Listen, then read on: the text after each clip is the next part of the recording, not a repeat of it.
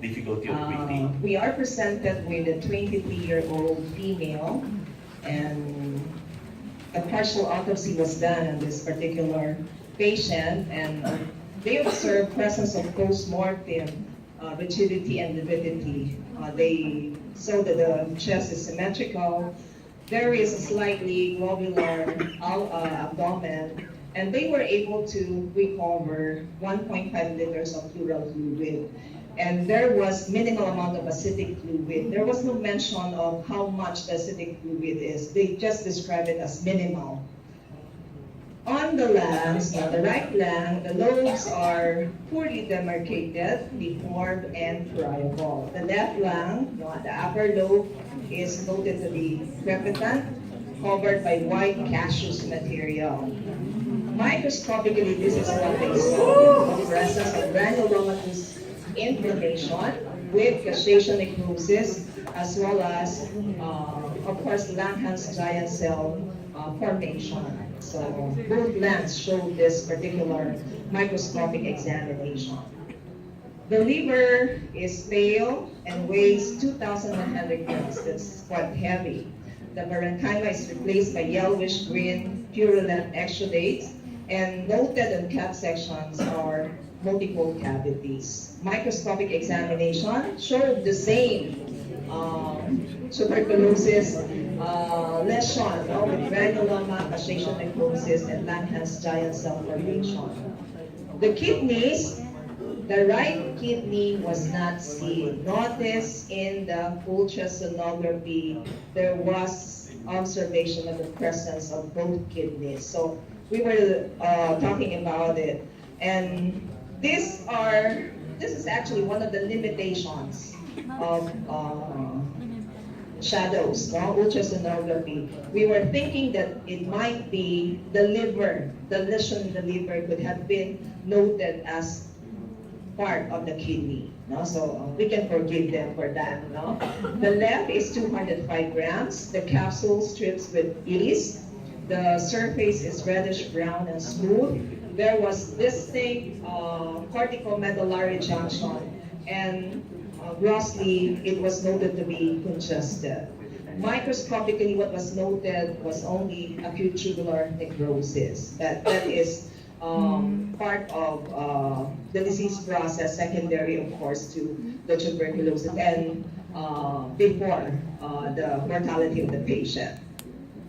Gallbladder, free-flowing and bile, with green and velvety mucosa. There were also caseating granulomas on mononuclear infiltration in the gallbladder.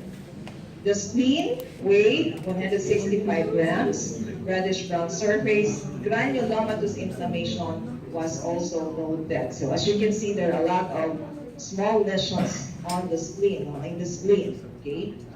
And the pancreas weighed 100 grams. It has a creamy white homogeneous surface. What was noted was only congestion. Adrenals, grossly, it has creamy white color, smooth surface, and then microscopically noted lipid depletion as well as congestion. The stomach, large and small intestine, as well as the appendix were unremarkable. So walang source ng bleeding or whatever. Even tuberculosis was not noted in the GIT. So anatomic diagnosis: disseminated tuberculosis involving the lungs, liver, spleen, gallbladder. There was acute tubular necrosis of the left kidney, agenesis of the right kidney, and then congestion of the pancreas. This was signed out as multi-organ failure secondary to disseminated tuberculosis. So I have included a little bit of pathogenesis to review also. In infection with tuberculosis, this will start with the entry of the tubercle bacilli into the macrophages. If you look at this figure, this was taken from Robbins. The reason why these macrophages were able to take in the bacilli is that they have receptors. They have receptors that will allow the entry of the bacilli here, as you can see here. Very clever. ang tuberculosis. They're very intelligent that they can manipulate the conduct of the macrophage, no? They can stop the maturation of phagolysosome that is supposed to degrade this bacilli. So they can stay within the macrophage because of that mechanism, no? They will not allow the maturation of the phagolysosome. Okay, so that's one thing. Let's go back to this. Then, because of that, there's going to be replication of the TB bacilli within the macrophages, no? If you look at this figure, no, so that is what is happening. There's going to be unchecked bacillary proliferation within the macrophage. And then eventually, there's going to be bacteremia with seeding. No? And then, here comes now the immune response of the individual infected. No? So what happens here, there is a stimulation, no, with the involvement of interleukin 1-2, no?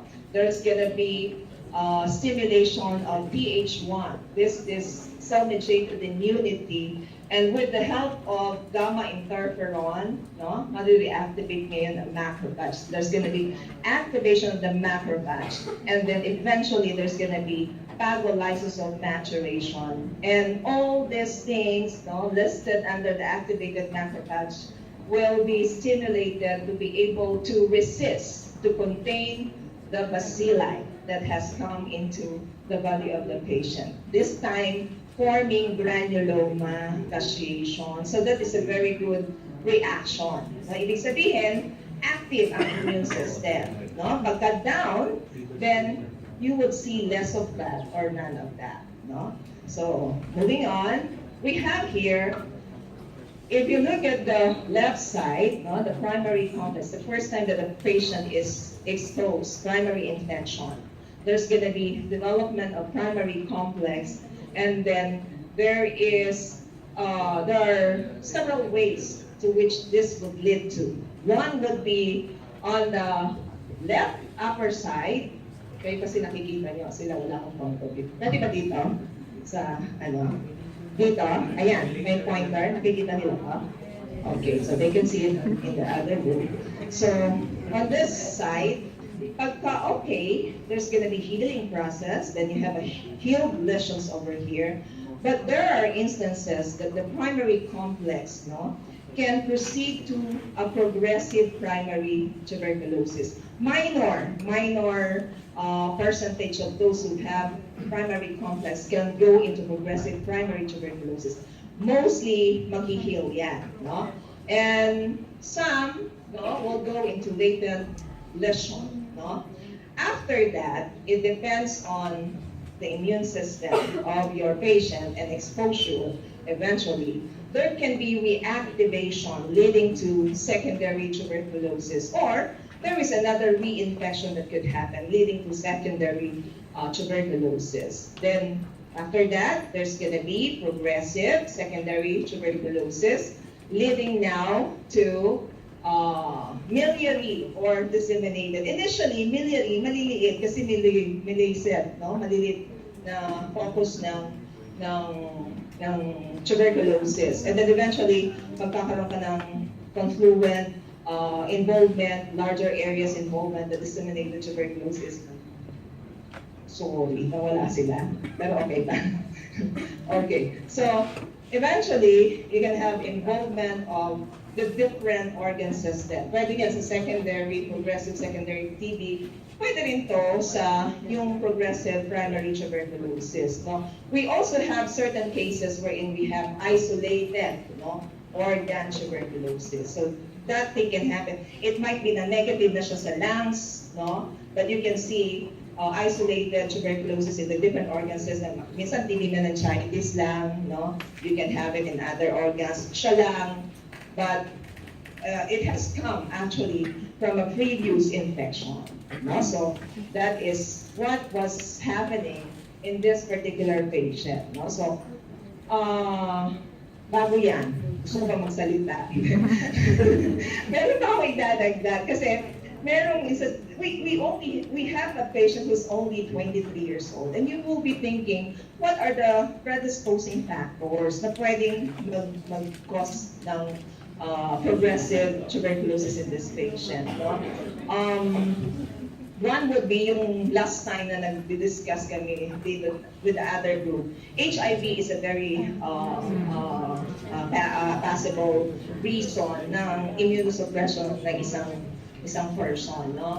But another thing, no, the book would tell us that the new edition as well as literatures will tell us that there is actually genetic predisposition in certain individuals. No? In certain individuals, there are certain genes that when there is mutation or changes in those genes, this would predispose an individual to develop a secondary tuberculosis, even though previously okay siya from a primary tuberculosis. But because of that, no, you would think 23 bata pa. Bakit hindi maganda yung immune response? That could be one of the reasons there, no? So the TB bacilli are quite intelligent, no? They keep on trying to take over the immune system. So that's it.